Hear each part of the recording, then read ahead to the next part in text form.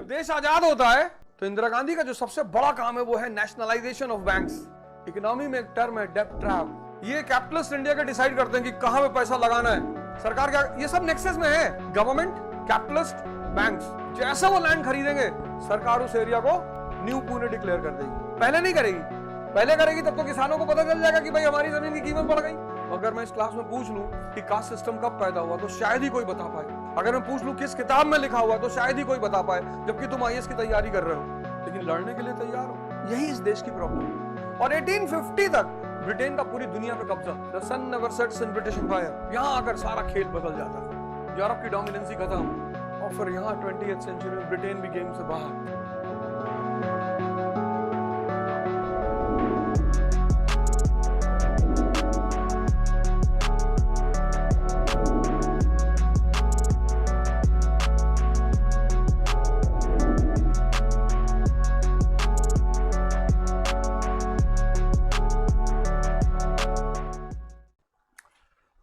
समझ लो मैंने 12th तक कोई पढ़ाई नहीं की।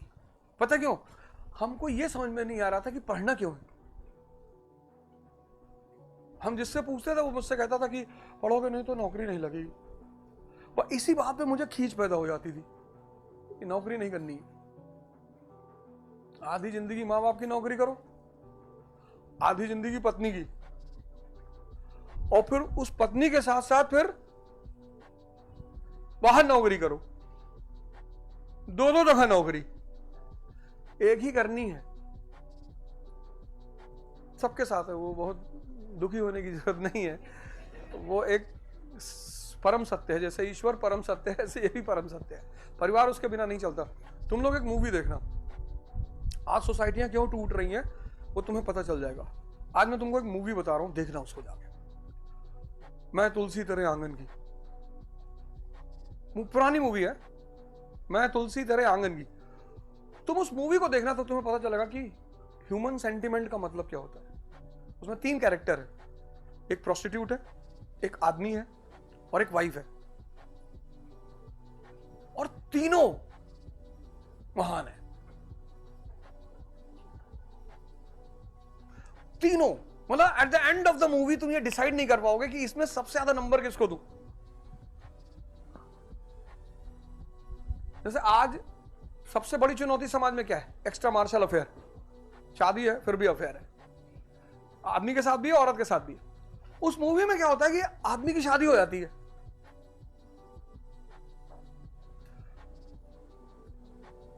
शादी हो जाती है, उसका अफेयर है एक प्रोस्टिट्यूट के साथ। वो उसको बोलता है कि मैं तुझे नहीं छोड़ सकता,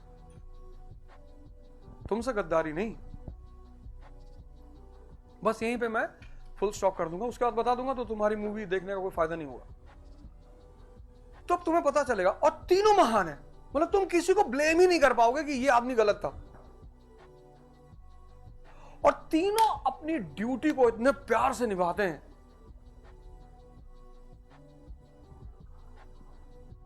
अब ये पूरी कहानी जो है ना, अगर तुमने पढ़ ली तो तुम्हें क्या क्या समझ में आएगा। पहली बात समझ में ये आएगा, पहली बात समझ में आएगा कि पूरी दुनिया को इंडस्ट्रियल रेवोल्यूशन ने कैसे बदला। ये सबसे बड़ी इवेंट है 18th सेंचुरी की। नॉर्थ कोरिया, पाकिस्तान, क्या औकात है इनकी दुनिया में? कुछ भी नहीं।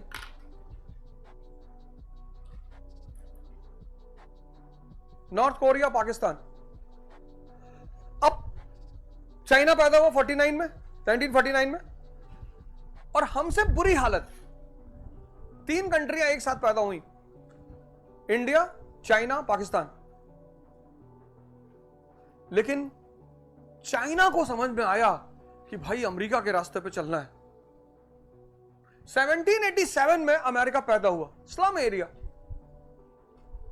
और 1950 में America is a world power. Slum area to world power, पढ़ेंगे यहां पे, वो भी कहानी बड़ी प्यारी है। Slum area to world power. तो चाइना ने जब उस कहानी को पढ़ा तो उसको पता चला कि यार इसके वर्ल्ड पावर बनने में कोर रीजन क्या है। आज तुम देखो जहां तुमने फोर्ड का नाम लिया मतलब यूएस, जहां तुमने एप्पल का नाम लिया मतलब यूएस। ऐसा कौन आदमी है इस देश में जो एप्पल का फोन हाथ में रखना नहीं चाहता? ना रखे फिर वो अलग रीजन बताएगा कि वन प्लस का भी फंक्शन तो सेम है, इतना पैसा लुटाने की क्या जरूरत थी। लेकिन देखो चाइना को समझ में आया कि नहीं बॉस, टेक्नोलॉजी और इंडस्ट्रियलाइजेशन। और अगर आज एप्पल दुनिया में नाम है तो वन प्लस का भी है। किसकी ड्रीम नहीं है मर्सिडीज पे बैठने की? बीएमडब्ल्यू, मर्सिडीज, वोक्सवैगन, 3 ऐसी गाड़ियां हैं जिसका ड्रीम है लोगों को बैठने का।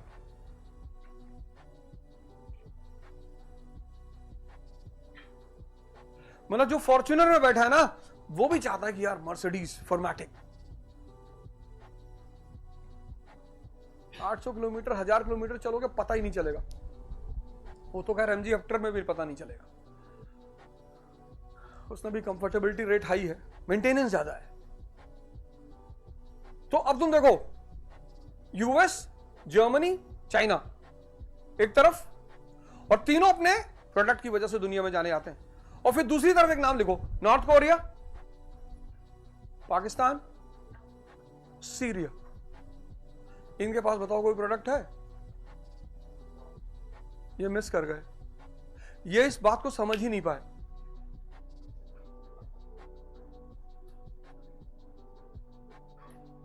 भाई भारत महान कब था? तक्षशिला और नालंदा के समय। हाँ? और आज भारत का आदमी के पास अगर पैसा है तो उसकी पहली प्रेफरेंस क्या है? अमेरिका। दूसरी प्रेफरेंस क्या है? Britain, Europe. तीसरी प्रेफरेंस है चाइना। आज चाइना जा रहे हैं भारत के लड़के पढ़ने के लिए। अगर चाइना का भी पैसा नहीं है तो रशिया, अगर रशिया का पैसा नहीं है तो हंगरी, जॉर्जिया, यूक्रेन। यूक्रेन में पढ़ रहे थे भारत के लड़के। मतलब जो देश, यानी अगर भारत को महान बनना है तो सबसे पहले किस पे काम करना पड़ेगा? एजुकेशन पे।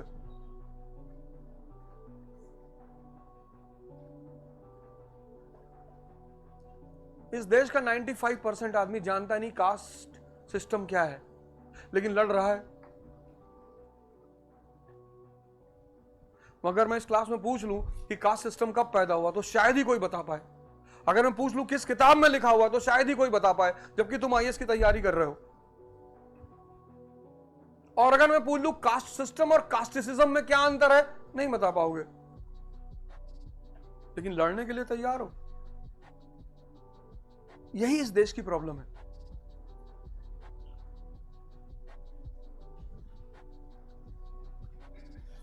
पहला। दूसरी चीज समझोगे कि रेवोल्यूशंस क्यों हुए, क्या थे रेवोल्यूशंस? क्योंकि सारे रेवोल्यूशन 1750 के बाद हुए।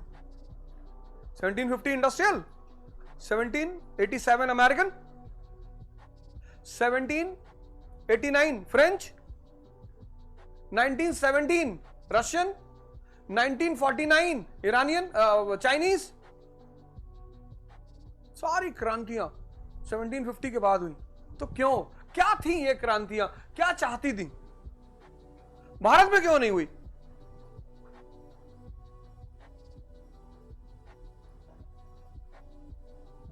बड़ी प्यारा प्यारा टॉपिक है ये, रेवोल्यूशंस एंड काउंटर रेवोल्यूशंस। बहुत प्यारा। यहां हम पढ़ेंगे कि दुनिया के देश, अमेरिका, 6 कंट्रियां यहां पढ़ेंगे। पहला ब्रिटेन। इंडस्ट्रियल रेवोल्यूशन कहां हुआ? ब्रिटेन में। किस ईयर में हुआ? 1750 में। और 1850 तक ब्रिटेन का पूरी दुनिया पे कब्जा। तो ये ब्रिटेन का जो इंपीरियलिज्म है, इसका इंडस्ट्रियल रेवोल्यूशन से क्या संबंध है?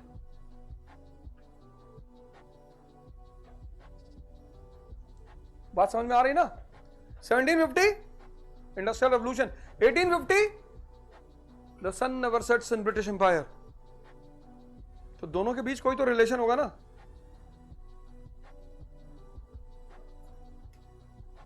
ये तीसरी चीज, नेशंस कैसे पैदा हुए। 3 नेशंस पढ़ेंगे। पहला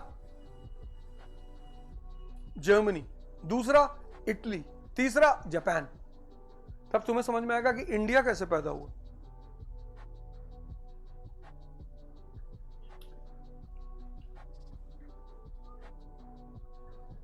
twentieth century, the century of industrial powers. यहां आकर सारा खेल बदल जाता है, यूरोप की डोमिनेंसी खत्म। 20th सेंचुरी से पहले तुम हिस्ट्री में किसको पढ़ोगे? Britain, France, Spain, Portugal. 15th century से कहानी शुरू होती है, Spanish and Portuguese dominancy, Vasco da Gama, Columbus. फिर इन दोनों को रिप्लेस करते हैं ब्रिटेन और फ्रांस, फिर फ्रांस को भी रिप्लेस करता है ब्रिटेन, और फिर यहां 20th सेंचुरी में ब्रिटेन भी गेम से बाहर, यूरोपियन डोमिनेंसी खत्म। अब यहां पे दो नए सुपर पावर्स उभर कर आते हैं, यूएसएसआर एंड यूएस। ये कैसे होता है?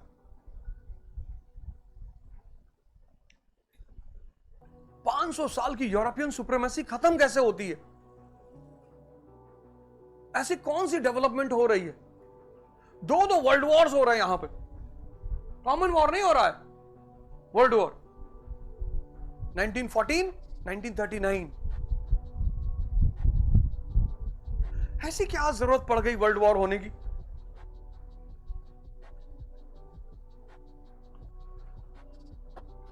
फिर एक पीरियड चला हिस्ट्री में, उसको हम कोल्ड वॉर का पीरियड बोलते हैं। बड़ा जबरदस्त पीरियड। इस छोटे से पोर्शन की सबसे बड़ी बात पता है क्या है? तुम्हें मॉडर्न शब्द समझ में आना शुरू हो जाएगा। Modern polity, modern education, modern society. अब मॉडर्न बैंकिंग सिस्टम जो है वो किसकी देन है? क्यों पैदा हुआ modern banking system? Necessity is the mother of invention. तो कोई तो नेसेसिटी पैदा हुई होगी ना जिसने बैंकिंग सिस्टम को पैदा किया। तो कौन सी नेसेसिटी थी? और कोई बात? 1914 तक इंडिया को अगर तुम देखो तो 80% of bank capital in India is foreign capital. 1914 तक 1914 उसका असर किस पे पड़ रहा था? अरे भैया पूरा इंडस्ट्रियल सेक्टर डेबिट और क्रेडिट के खेल पे चलता है। 1929 में जब ग्रेट डिप्रेशन आया यूएस में तो बैंक कोलैप्स कर गए। तो जैसे ही बैंक कोलैप्स किए इंडस्ट्रियां बंद हो गई। संबंध देखो बैंक और इंडस्ट्री का। 1929 में ग्रेट डिप्रेशन क्या है? Collapse of American banks. जैसे ही अमेरिकन बैंक्स कोलैप्स होते हैं वैसे अमेरिका की इंडस्ट्रियां बंद हो जाती हैं। यानी दोनों का कोई संबंध है ना। 1914 तक इंडियन बैंक्स में 80% कैपिटल फॉरेन है। जब वो 80% कैपिटल फॉरेन है और पूना का आदमी जाके उन बैंक से कहता है कि साहब हमको फैक्ट्री खोलनी है, बैंक से पैसा मांगेगा वो, उसको बैंक क्या बोलेगा कि 25% इंटरेस्ट। कहां से देगा वो? होम लोन 8% देने में तो हालत खराब है और 25% इंटरेस्ट पैसा लेगा वो। तो Indian banks were not ready to give money to Indian investors. तो तुम देखो Indian industrial sector is week.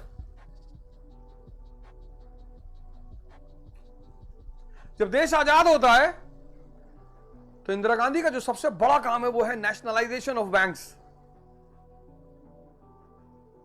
बिना क्रेडिट के तुम कैसे एग्रीकल्चर, कितना पैसा देगी सरकार? भाई हमारे लिए सबसे बड़ी इंडस्ट्री क्या हो सकती है? एग्रीकल्चर। एग्रीकल्चर को चाहिए पैसा, तो नाबार्ड। तो कनेक्ट करो ना चीजों को।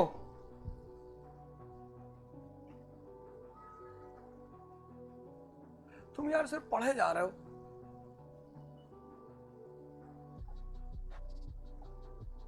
उसका परिणाम ये हो रहा है कि तुम मेहनत तो बहुत कर रहे हो, आउटपुट कुछ है ही नहीं। रिक्शा वाला क्यों डिप्रेशन में है? रिक्शे वाले से ज्यादा कोई मेहनत करता है? मजदूर जो काम करता है उससे ज्यादा कोई मेहनत करता है? नहीं, कोई नहीं करता। पर उसको जीवन में रिजल्ट देखो।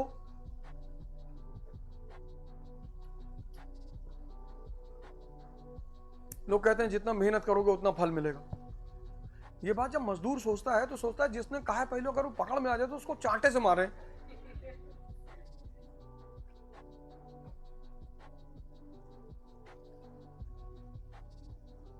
कर्म का फल नहीं है, ज्ञान का फल है।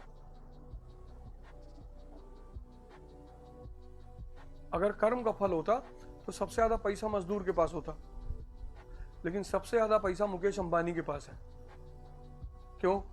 क्योंकि मुकेश अंबानी को समझ में आता है किस फॉर्मूला, किसका? इन्वेस्टमेंट का, सेविंग का, रोटेशन का। यहां कितने लोग हैं जो उन्होंने क्रेडिट पे गाड़ी ले ली, क्रेडिट पे मकान ले लिया। क्रेडिट किसके लिए है? जिनके पास अथाह संपत्ति है उनके लिए है, क्योंकि जब तुम क्रेडिट लोगे तो तुम्हारा टैक्स बचेगा। क्रेडिट क्लर्क के लिए नहीं है। अगर क्लर्क क्रेडिट ले लेगा तो फंस जाएगा।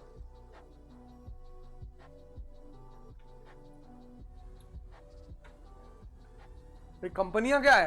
एप्पल, जितनी भी कंपनियां हैं, रियल एस्टेट कंपनीज हैं, जितनी तुम्हारी ऑटोमोबाइल कंपनीज हैं, सबने बैंकों से समझौता कर लिया कि हाँ दे दो, कोई बात नहीं, गाड़ियां उठाओ, हमारी गाड़ियां बिक नहीं रही हैं, बैंक लोन। बैंकों ने कहा यार ठीक है, हम इकट्ठा पैसे दे देंगे, हमको ब्याज आएगा।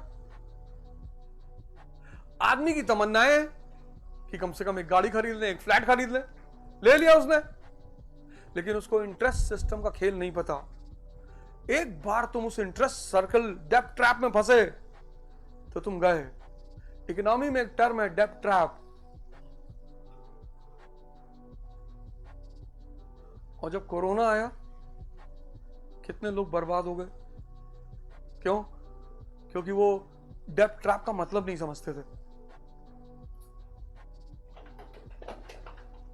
भाई जो पर डे पैसा कमा रहे थे उनके पास तो पैसा ही बंद हो गया। जिनका रेस्टोरेंट चल रहा था, जिन्होंने जनवरी में रेस्टोरेंट खोला था 2 करोड़ लगा के, 3 करोड़ लगा के, और मार्च में कोरोना आ गया, वो तो मारे गए ना।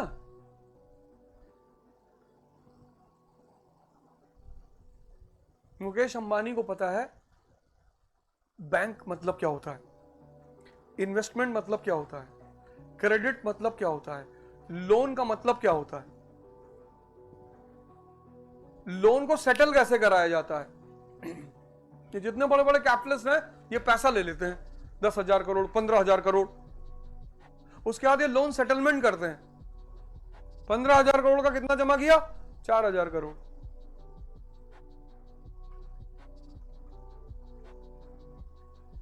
नहीं करते? करते हैं।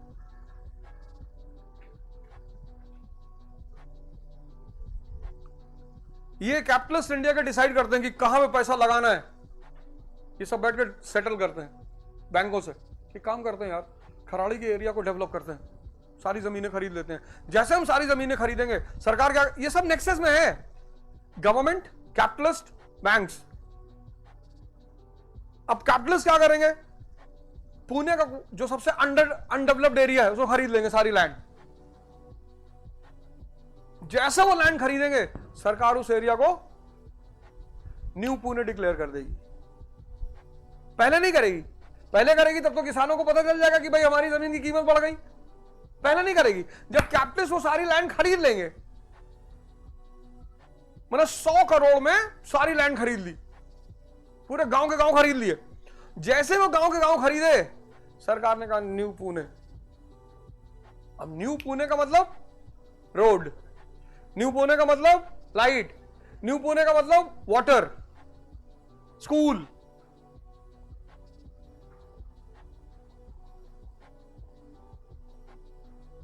अब जो आदमी यहां कंजेस्टेड एरिया में रह रहा है उसको लगेगा यार 60 लाख में 3 BHK मिल जाएगा यार, ओपन स्पेस मिल जाएगा, ओपन एयर मिल जाएगा। पूरा पुणे भागेगा न्यू पुणे की तरफ। सरकार न्यू पुणे डिक्लेयर करेगी, कैपिटलिस्ट जमीन खरीद चुके होंगे, बैंक कहेगी पैसे हमसे ले जाओ, बनाओ।